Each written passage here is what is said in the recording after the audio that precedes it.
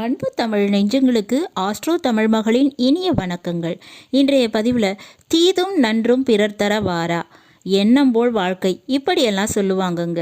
நாம் எடுக்கக்கூடிய முடிவுகள், நம்மளுடைய சிந்தனை செயல்கள் தான் நாம் அடைகின்ற துன்பத்துக்கும் இன்பத்துக்கும் காரணங்க. அப்போ எந்த விஷயத்திலும் எப்படி முடிவெடு நமக்கு நாம் நினச்ச மாதிரி பாசிட்டிவாக அமையும், அதை நாம் தெரிஞ்சுக்கிடணும் இல்லையா? நாம் எடுக்கும் முடிவுகள் முக்கியமான ஒரு 3 விஷயத்தில் எடுக்கக்கூடிய முடிவுகள் வாழ்க்கையவே மாற்றிவிடுங்க. அப்படிப்பட்ட விஷயங்கள் ஒவ்வொரு ராசிக்கும் என்ன அப்படின்றத பார்த்துக்கிட்டு வரோம். இன்றைய பதிவில் நம்மளுடைய துலா ராசியில் பிறந்த நண்பர்களுக்கு வாழ்க்கையில் 3 விஷயத்தில் முடிவுகள் எடுக்கும்போது கவனமாக இருக்கணும். அது என்ன அப்படின்றத தான் பார்க்க போகிறோம். பதிவினை முழுமையாக பாருங்கள். பதிவு பிடிச்சிருந்தால் லைக் பண்ணி கமெண்ட் பண்ணி மற்ற நண்பர்கள் உறவினர்கள் பயன்பெற அவங்களுக்கும் ஷேர் பண்ண மறந்துடாதீங்க. இதுவரை நம்முடைய ஆஸ்ட்ரோ தமிழ் மகள் சேனலை சப்ஸ்கிரைப் பண்ணாத நண்பர்கள் சப்ஸ்கிரைப் பண்ணி கூடவே தெரிகிற பெல்லைக்கான கிளிக் பண்ணி ஆல் ஆப்ஷன்ஸும் செலக்ட் பண்ணி வச்சுக்கோங்க. துலா ராசியில் பிறந்த நண்பர்களே, உங்களுடைய ராசி அதிபதி சுக்கிர பகவான்க. அதனால தான் உங்களுக்கு அன்பு, காதல், பரிவு, பாசம் இதெல்லாம் கொஞ்சம் அதிகமாகவே இருக்குன்னு சொல்லலாம். எடுத்த காரியத்தை முடிக்காமல் இருக்க மாட்டீங்க. கலைகளில் அதிகமாக ஆர்வம் இருக்குங்க. உங்களுடைய வாழ்க்கையை நீங்கள் ரசித்து வாழணும்னு நினைப்பீங்க. அப்படி இருந்தாலும் அடுத்தவங்களுக்காக விட்டு கொடுக்கக்கூடிய உள்ளமும் உங்களுக்கு இருக்கும். தான் அடையக்கூடிய முன்னேற்றம் அப்படின்ற விஷயம் தான் மட்டும் அடைஞ்சா பத்தாது, தான் வாழ்ந்தால் மட்டும் போதாது, மற்றவங்களும் வாழணும், அடுத்தவரையும் உயர வைத்து வாழ வைத்து அழகு பார்க்கக்கூடியவங்க இந்த துளாராசியில் பிறந்தவங்க.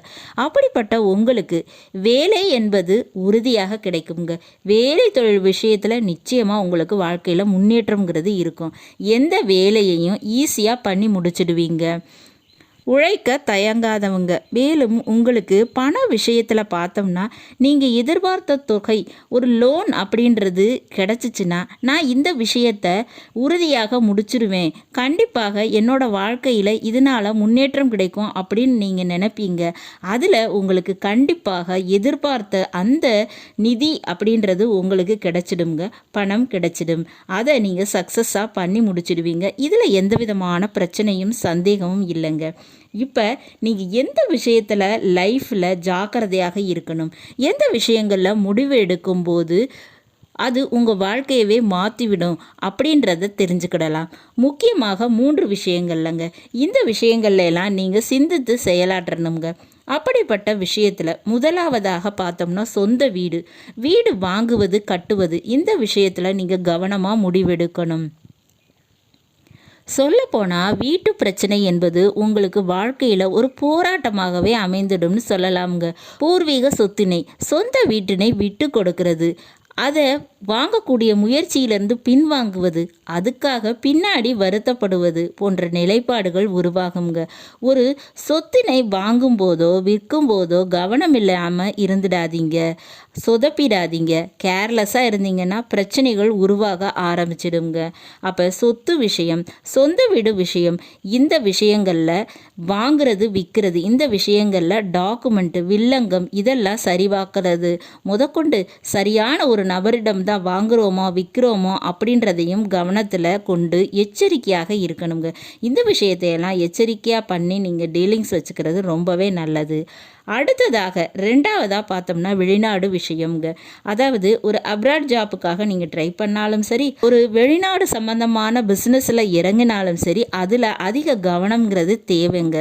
ஃபாரின் போய் வேலை பார்த்தாலும் சரி, அல்லது ஒரு ஃபாரின் கம்பெனியில் ஒரு எம்என்சியில் வேலை பார்த்தாலும் சரி, உங்களுடன் பணியாற்றுபவர்கள் கூடவும் உங்களுடைய பாஸ் கூடவும் எல்லார்ட்டையுமே ஒரு எச்சரிக்கை உணர்வோடு நீங்கள் கவனமாக பழக வேண்டி இருக்குங்க. வெளிநாட்டுக்கு போய் தொழில் பண்ணுறவங்க அல்லது வெளிநாட்டு பொருட்களை ஏற்றுமதி இறக்குமதி பண்ணி ட்ரேடிங் பிஸ்னஸ் பண்ணுறவங்க, இந்த மாதிரி இருக்கிறவங்க பிஸ்னஸில் டாக்குமெண்ட்ஸ் விஷயத்தில் கவனமாக இருந்துக்கிடணும். அது மட்டும் இல்லைங்க, வெளிநாட்டுக்காக ஒரு சுற்றுலா போனீங்கன்னாலும் உங்கள் பயணங்களில் நீங்கள் நிச்சயமாக எச்சரிக்கை கவனமாக இருக்க வேண்டி இருக்குங்க.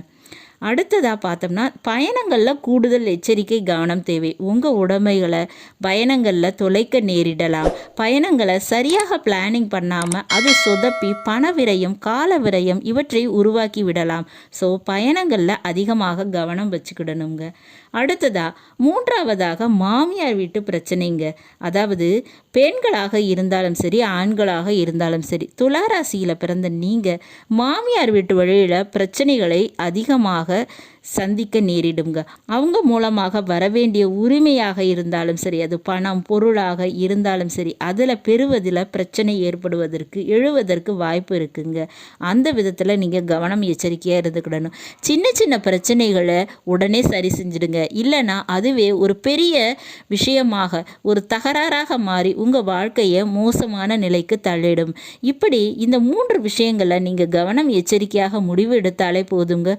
துளாராசியில் பிறந்த நீங்கள் உங்களுடைய வாழ்க்கையை சுமூகமாக வாழலாம், துயரப்பட தேவையில்லை. நல்லது நண்பர்களே, இந்த பதிவில் நாம் துளாராசியில் பிறந்த நண்பர்களுக்கு வாழ்க்கையில் எந்த விஷயங்களில் கவனமாக இருக்கணுங்கிறது குறித்து பார்த்தோம். பதிவு உங்களுக்கு பிடிச்சிருக்கும்னு நினைக்கிறேன். பிடிச்சிருந்தா லைக் பண்ணி கமெண்ட் பண்ணி மற்ற நண்பர்கள் உறவினர்கள் பயன்பெற அவங்களுக்கும் ஷேர் பண்ண மறந்துடாதீங்க. இதுவரை நம்முடைய ஆஸ்ட்ரோ தமிழ் மகள் சேனலை சப்ஸ்கிரைப் பண்ணாத நண்பர்கள் சப்ஸ்கிரைப் பண்ணி கூடவே தெரிகிற பெல் ஐக்கானை கிளிக் பண்ணி ஆல் ஆப்ஷன்ஸும் செலக்ட் பண்ணி வச்சுக்கோங்க. மீண்டும் ஒரு நல்ல வாய்ப்பினில் உங்கள் அனைவரையும் சந்திக்கிறேன். அதுவரை ஆஸ்ட்ரோ தமிழ் மகளின் அன்பு கலந்த வணக்கங்கள். நன்றி.